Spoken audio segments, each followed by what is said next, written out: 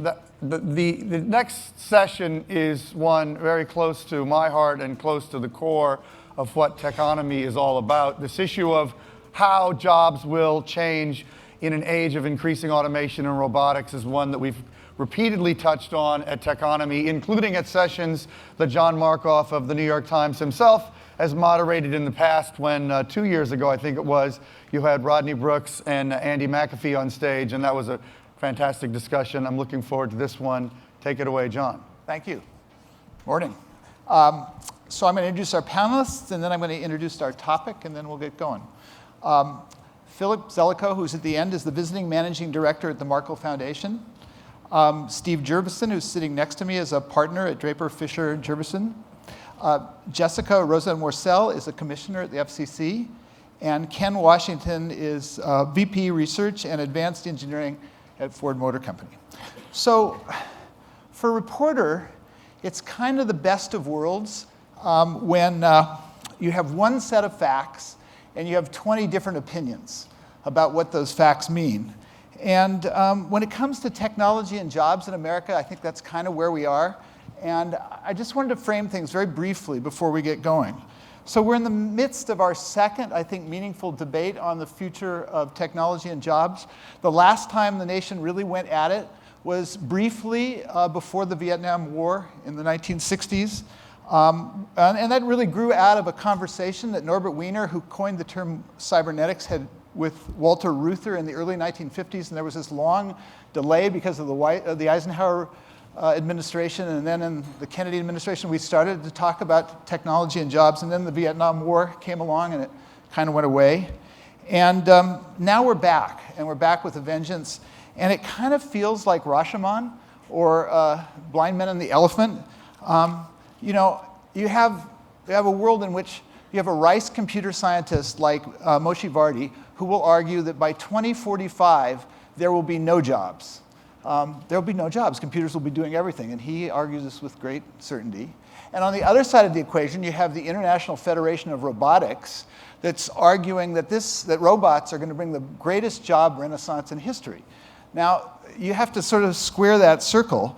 And, you know, I think that people like David Otter have gotten a great deal of attention for arguing that the middle is dropping out of the economy, sort of that the plug-and-play nature of the internet has taken out the clerk class of our society, and it's largely gone. And that the job growth is at the bottom and the top of the economy. And then at the same time, there's recent NBER research that shows that the top's kind of dropping out too, and there's this kind of downward slide. It's not a trough, but it's the slide downward as skilled workers who are being pushed down the ladder take the jobs of less skilled workers. And, you know, just sort of a cautionary note before we get going, I wanted to say, I have a friend, Paul Sappho, who likes to say, never confuse a clear view for a short distance. And I've been around Silicon Valley long enough to believe that, you know, there are a lot of visionaries that say things and some of them happen and some of them don't. For example, Jeremy Rifkin wrote this book called The End of Work in 1995. And in the ensuing decade, the economy added 22 million jobs. So along those lines, there are two recent books who've both drawn this relationship between the 13 employees at Instagram and the 140,000 employees at Kodak. And they've made the linkage that in some way the disappearance of those 140,000 jobs was related to the 13 jobs at Instagram. And we can all see in just a second that it can't be that simple. The Instagram jobs did not emerge until there was a mature internet. And so how many jobs did the internet create before it allowed something like Instagram to emerge? I think that McKinsey estimated in 2011 there were 1.2 million jobs created by the internet before there was an Instagram that could come into existence. And you know, at the same time, also, if you know anything about Kodak, it probably wasn't the internet that killed Kodak. They contributed a lot to their own demise. Fuji, for example, did just fine, thank you, navigating this kind of technology change. So let's explore the impact of the computing and jobs over the next decade. And let me start by asking Steve, because I think we might have a good discussion here on the question of jobs and technology. Where do you stand? I mean, between the Rice computer scientists and the International Federation of Robotics, where are you? Well, I'm sitting right here, and I believe that we are in an era of profound change, and we may be at peak jobs. We may be heading to an era of abundance where people don't need to work, and robots are like our serfs or indentured slaves of past, allowing for enlightenment and science in this. And there's a nirvana one could imagine if you think far enough in the future. Perhaps the counterpoint to Sappho's is don't mistake a clear view for linking far enough in the future. And I think if you look out 500 years, it is inevitable that robots could do any physical task better than a human that is repetitive. That, art and the one-offs and the organic farming for fun, that'll continue forever, but the bulk of the economy will be robotic. The autonomous cars will take over for the Uber drivers. The places in any manufacturing line that still have humans doing a repetitive task will disappear, without question. If you just look far enough in the future, I don't think it's debatable. What is debatable is it 5 years, 10 years, does it matter in the near term? That's a different question. But if I think of that long arc and chain back, I see a future where there's profound change, and every business becomes an information business. So whether or not they're jobs, those jobs will be information work. They won't be manual labor. And if that's the case, it's kind of related to things Jaron was just telling us about in the prior talk. We will all be competing globally. Right? Regional shelters of competition will disappear, and the basis of competition will be something that looks like software or entertainment.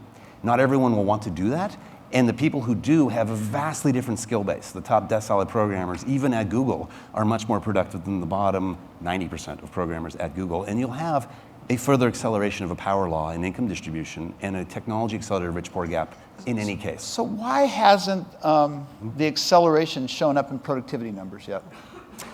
Which part? The acceleration of technology? Yeah. Well, so productivity, so you could look at various economic metrics and then you have to double click on what are we talking about. So for example, Peter Thiel talks about median wages in America being stagnant since 1975, but not the average, right? So in other words, the average wealth has gone up, but it's just concentrated in the rich. So if you say productivity, well, what kind of productivity, right? So we are productive as a species. Everything that the internet has brought, to your earlier question, makes us more capable than before. We all know that, we feel that, and then some economist gives you a statistic that seems completely dissonant with reality, right? So I think we are more productive. Philip, I wanted to, so let's assume for a second that Moshe Vardi is right, and there is this dramatic impact on jobs in the economy. How do you manage through from how do you respond from a policy point of view, not from a market point of view, but what can we do beyond what the markets are already doing to try to cope with these kinds of changes? Yeah, first of all, we should not accept the premise that the jobs are going away and it's the job of government to manufacture Band-Aids and have partisan fights over the scraps. The job of government, and frankly, the job of the private sector, is to realize we are in the early stages of a digital revolution that is on a scale comparable with the Industrial Revolution of more than 100 years ago. What happened more than 100 years ago? America remade itself comprehensively on a broad front on a dozen different issues, from universal high school to the electrification of industry and a dozen other agenda items that transformed the country so it coped magnificently in the industrial age of the 20th century. And today, we have the legacy institutions that thrived in the Industrial Revolution and were highly functional for that revolution, increasingly dysfunctional in coping with the early stages of a transformational change. What does that then tell me? It says we need to adapt again. We need to have the same kind of broad agenda that we had before. Why am I not giving up on employment? Let me give you 3 examples. 1, imagine the decentralization of production. Industrial production, inherently centralized, hierarchical, standardized for mass production. Networked production, inherently decentralized, customized, right? So imagine first the notion that the factory system becomes not hundreds of microfactories, but potentially thousands of microfactories, even MOBA factories, all of which are employing people and moving production closer to the market. The supply chain's moving closer to the market. Example number 2. Example number 2. Think about how you empower the frontline worker at the edge of the network. The home healthcare aide who can seem to have superpowers if they're wearing a Daiquiri helmet or Google Glass and are connected to a medical network and are using health sensors and thus have the kind of technology that we now give to 19-year-old frontline soldiers in Iraq, which could also go to 23-year-old home healthcare aides who now make $10 an hour and are in one of the fastest growing professions. By the way, that happened before in the industrial age, where we converted factories from steam engines to electric engines, from group drive to unit drive, and common laborers, which was much of the workforce, became people like machinists, and businesses lobbied to have universal high school so that they could all read and write. That's the kind of agenda then that comes out of that different vision of how you empower the frontline workers at the edge of the network, in retail, in healthcare. Example 3. Think now about what we imagine is the non-tradable part of the US economy, the 63% that's in services. Imagine, however, that a fraction of that becomes tradable through digital commerce and telepresence, so that a patient in New Delhi walks into a doctor's office in Richmond, Virginia, to be diagnosed about a mole on their wrist using sensory technology and remote technology. And this is not just employment for doctors, of course. It's employment for medical assistants, nurses, and all the rest, and a vast industry underneath that. Now, I've just cited off 3 examples where if we have the vision to think about it, none of these are science fiction. People in this room know the technologies that I'm talking about are by no means in the distance, and none of this is crippled by a shortage of money. America is glutted with private capital, and money has never been cheaper to borrow. What's needed then is a broad vision of America's economic future that is not dismal and hand-wringing and worrying about the Band-Aids for all the people who will be left behind, but is exciting on a dozen different fronts about how do we rebuild the American dream for the digital revolution. So I'll come back to I want to poke on that a bit, but let me go first to communications and then transportation. So a couple of years ago, there was a National Academy, this is a question about spectrum, and how does spectrum play into this? And I would have thought maybe not, but then there was this National Academy study that suggested, so right now, we auction off the spectrum and we give it to one buyer who can use it for a long period of time, but there's this technology that in principle would make it possible to auction spectrum on a microsecond basis. We could use the spectrum in radically different ways. And the National Academy report was so optimistic, they suggested it would be so productive that it would pay off the national debt. That caught my attention. It would also, they argued, sort of create the environment for another internet-like sort of ecology in which you could create new ideas and innovations and technologies. So is the FCC creeping in that direction? You've talked about it. Is that 5G? Well, I think the most important zoning that goes on in this country right now is not on the ground. You can't see it. It's in the airwaves above. Because nobody in this room has left their home this morning without at least one mobile device. And if you did, you're probably cursing that you left it somewhere along the way, maybe even strategizing about how you return it, get it back. But what's really important is that the FCC finds a way to zone our airwaves so that all of that wireless activity can occur at once. And just like on the ground, you wouldn't want to have an industrial use next to a residential neighborhood, up in the skies, we need to make sure that broadcasting and broadband can coexist. And the more that we demand of our devices and the more that we speed into the Internet of Things and put sensors on everything, how we zone those airwaves and how we optimize this mobile universe is really important. That is going to take a mix of things. Traditional licensing, like you mentioned, where we just sell off the spectrum to the highest bidder and ask the private sector to put it to use. It'll take unlicensed spectrum like Wi-Fi, where we create a public commons where people can experiment and get online.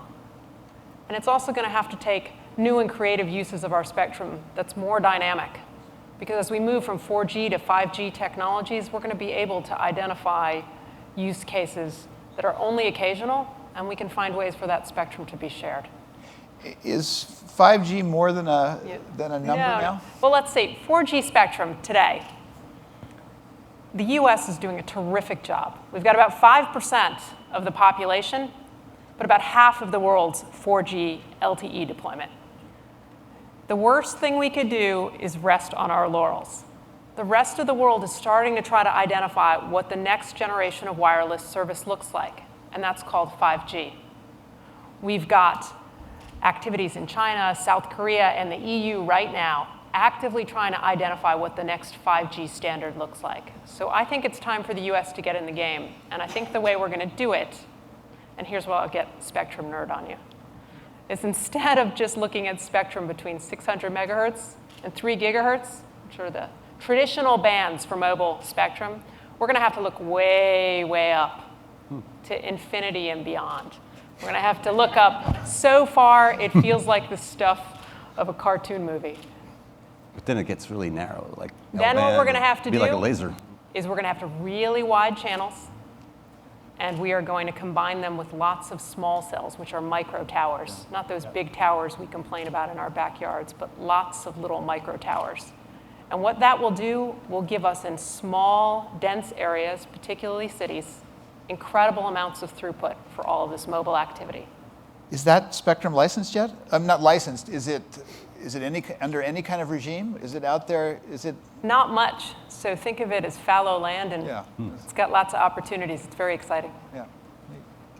So Ken is recent to Ford Motor Company, but he's not recent to autonomous vehicles. It's just they didn't go on the ground. They went underwater, and he was at Lockheed Martin before. So he's an expert on autonomous vehicles, but not the ones that are involved in carrying people around.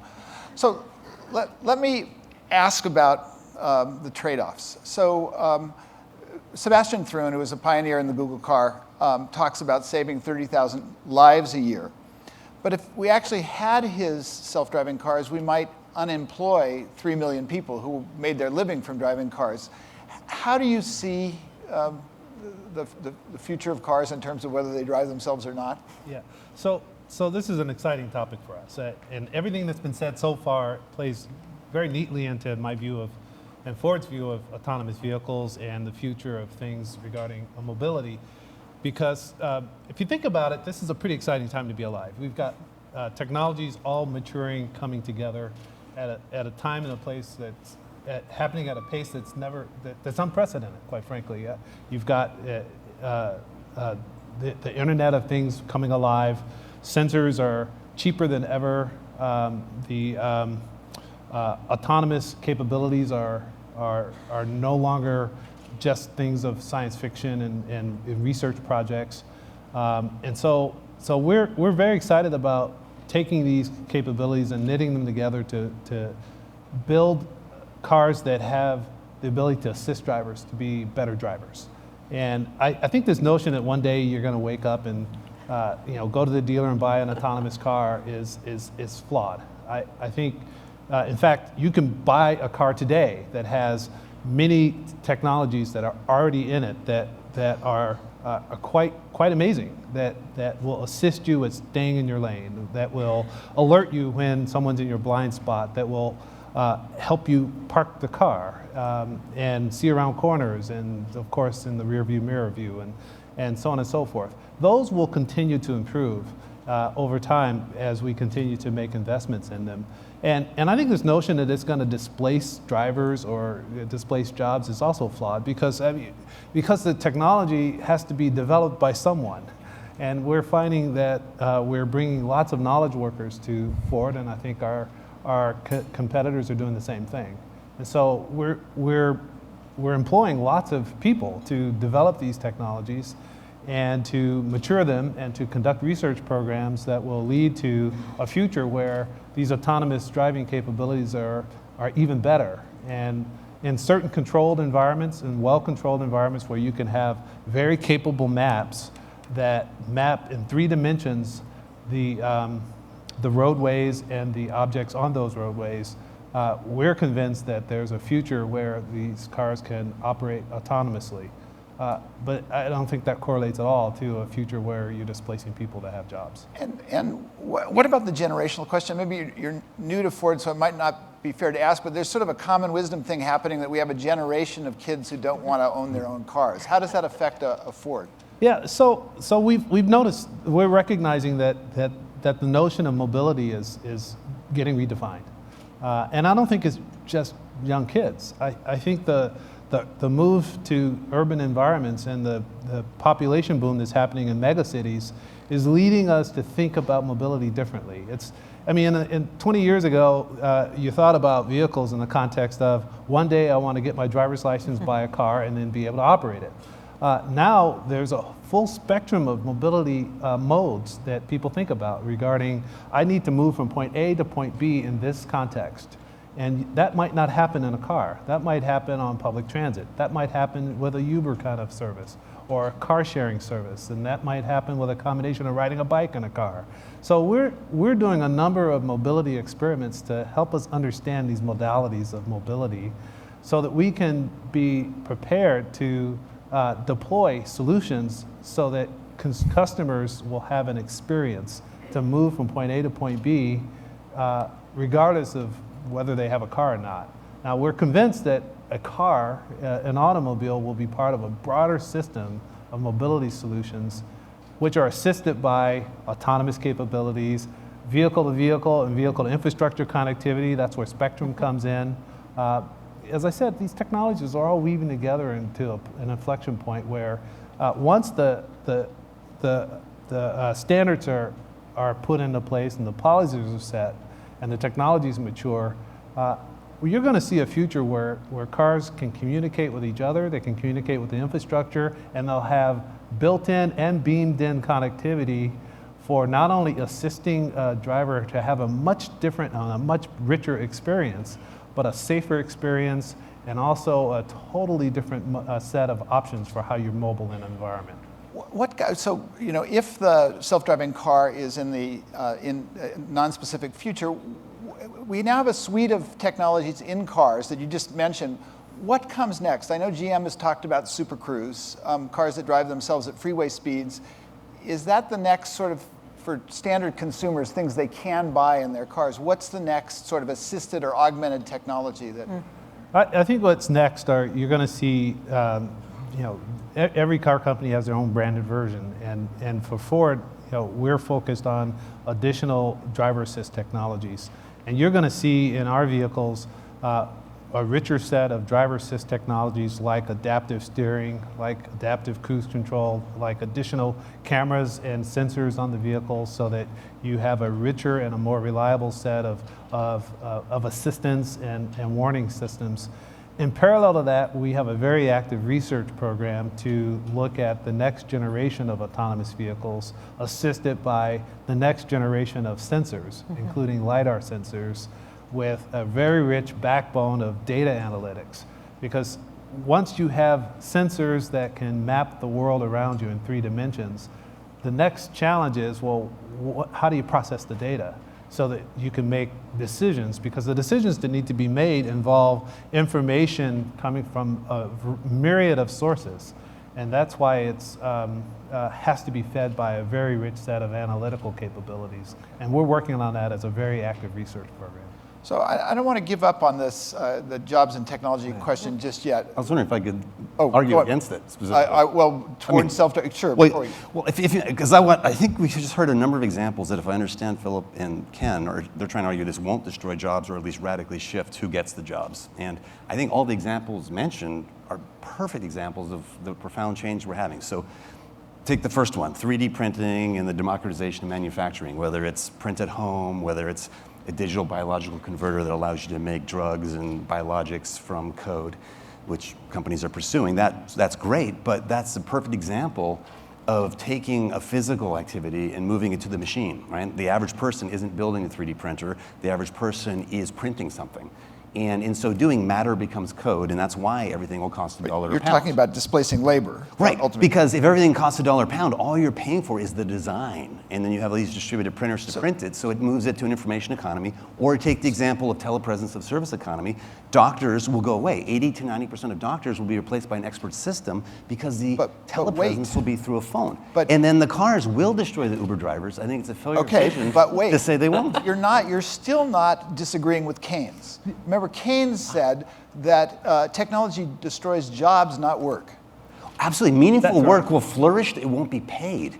And all those Uber drivers, well, I'll get to that in a sec, but the Uber drivers aren't going to become roboticists, right? Maybe 1% will. They're not going to flip from that part of the economy to, I'm going to program my own autonomous car. Philip, could you respond to that notion? Yeah, because it's actually, it's basically applying technology to today's models of how we serve people. Right.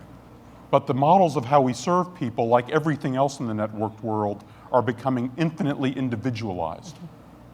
So if I'm basically, instead of what you're seeing in retail, for example, is the proliferation of stock keeping units, of SKUs to the point that they can't keep products in inventory anymore because the demands are getting so fragmented. This is one of the things that's moving supply chains to the market.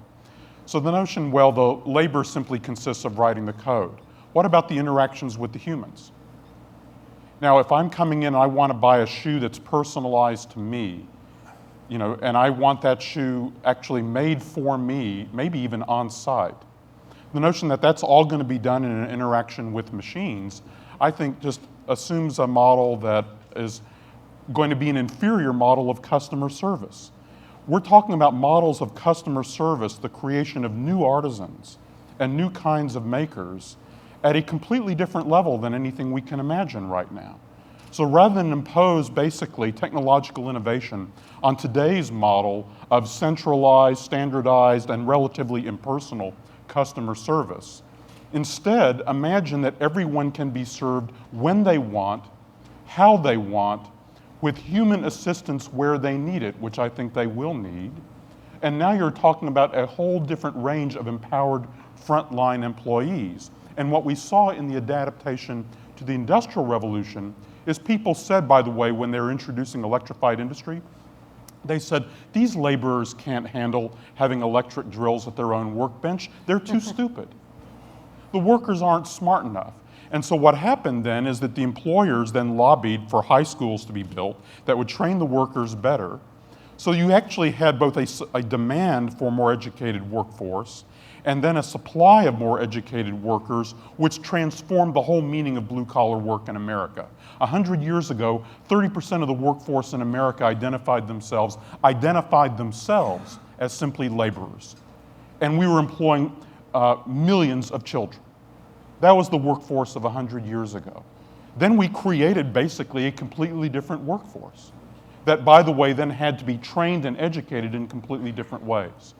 Think about the opportunities to train and educate the workforce that are now emerging for us and the kind of jobs and empowerment that they could have. And I actually think it's premature to assume that that future for labor and service is not bright in that more artisanal world. So one more question before we bring the audience in. Everybody seems to be saying that there is this new, vast new inequality emerging in Western society from Piketty on down. What role does technology play? Is it all negative? Can it be positive in terms of fostering or? Well, I'll jump in. I have every reason to be very, very encouraged by the role of technology because and I'll give you a great example. As part of my onboarding process, I spent some time, for the first time ever, in an automotive manufacturing plant. And it was eye-opening for me because you saw in that plant some of the most amazing technology, but you also saw, I'll call them knowledge workers in the plant, interfacing and interacting with the technology, manufacturing state-of-the-art vehicles. And they were doing the part of the job that machines are not very good at. They were adding quality checks, they were doing complex integration moves that machines are not very efficient at.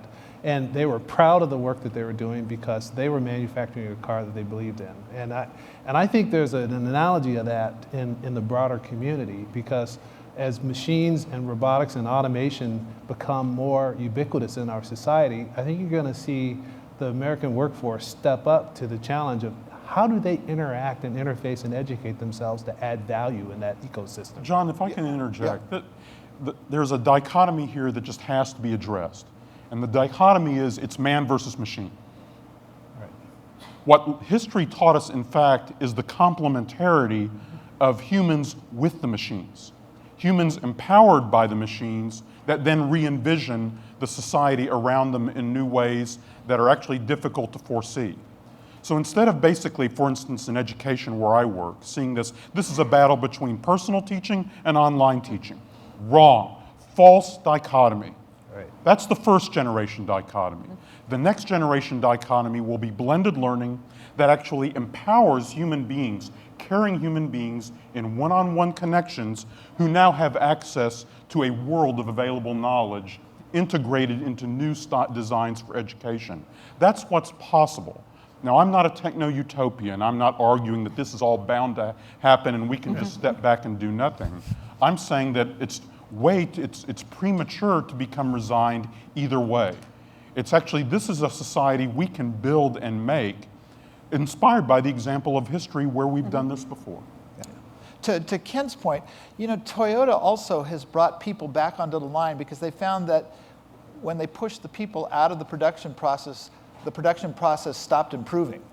And the only way they could rethink production. So it's going to be a while before their machines, I mean, now we're in your 500-year time frame. Yeah, it's just a question of when.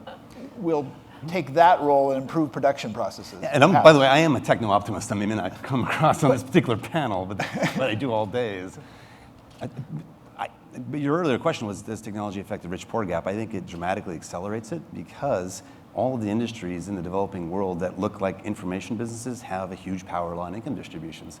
The U.S. is one of the biggest wealth disparities, and it's growing, and China is rapidly catching up. It's I think, an inevitable effect when you have preferential attachment in a network economy that the big get bigger and you get a power law of distribution. So both between companies, how many Google competitors thrive? Almost none. And then within companies, where's the income within a Google?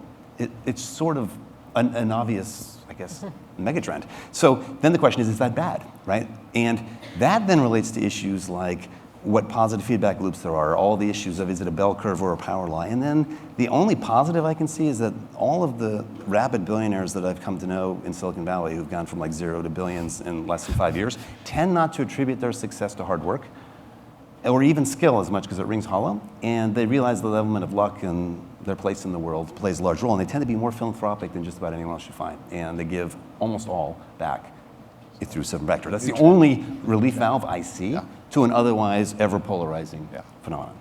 We just have a couple minutes. If there are questions or comments from, yes, in front? Oh, hi. So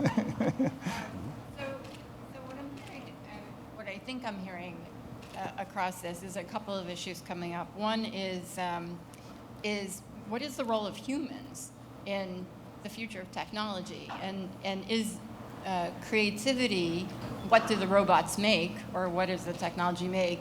And judgment, maybe the two characteristics that we should be educating for, and how does that affect our education system?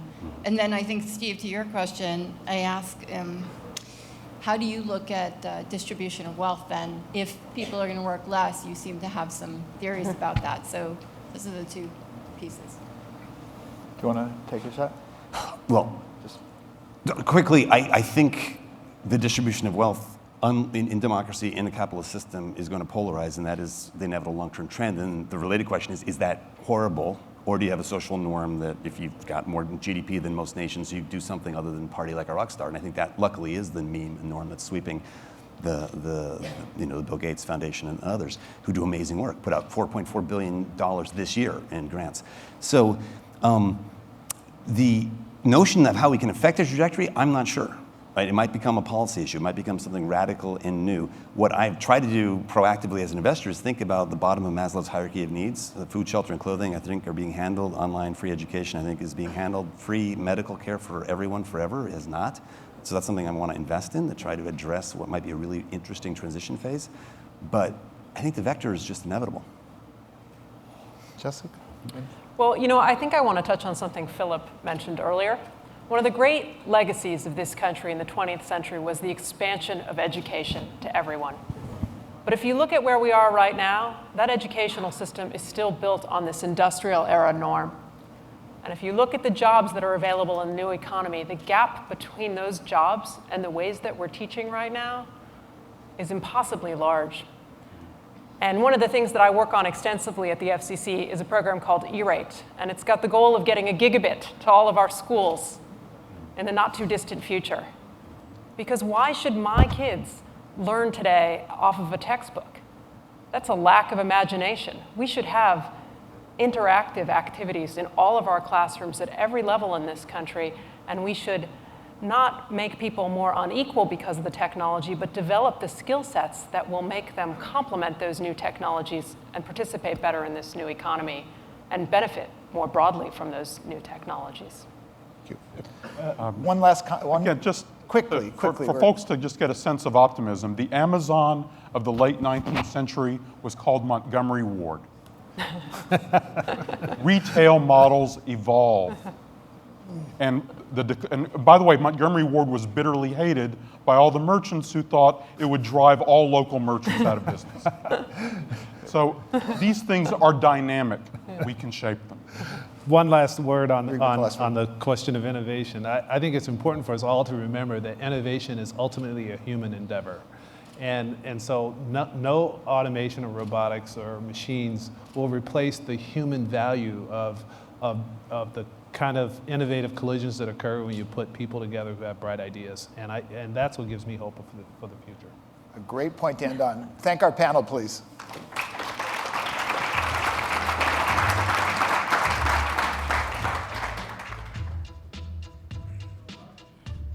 Philip, Ken, Jessica, thank you. Steve, and don't forget that Lanier thing. John, thanks again for this.